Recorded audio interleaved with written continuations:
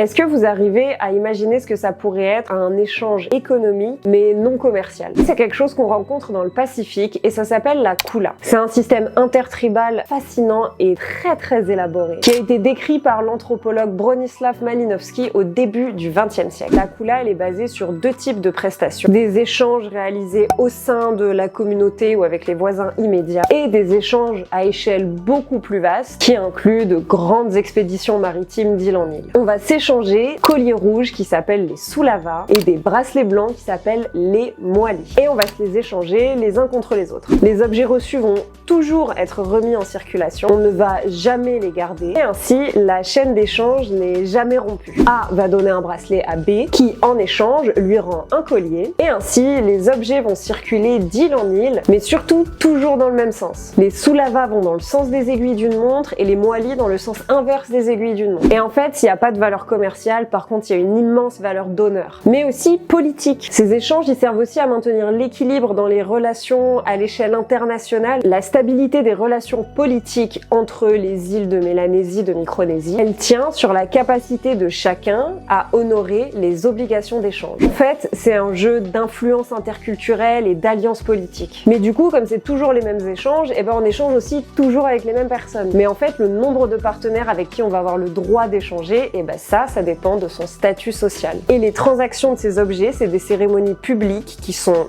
très solennelles. Les routes commerciales, elles sont très bien définies et les bracelets et les colliers échangés, ils vont avoir une charge spirituelle sacrée. D'ailleurs, on les appelle les vaigua, ce qui veut dire le bien le plus précieux qui soit. Au final, la Kula, elle met en valeur l'importance de la réciprocité dans la vie sociale. Et c'est un thème et un sujet qui est majeur en anthropologie. Alors si vous voulez une vidéo complète sur le sujet, n'hésitez surtout pas à me le dire dans les commentaires.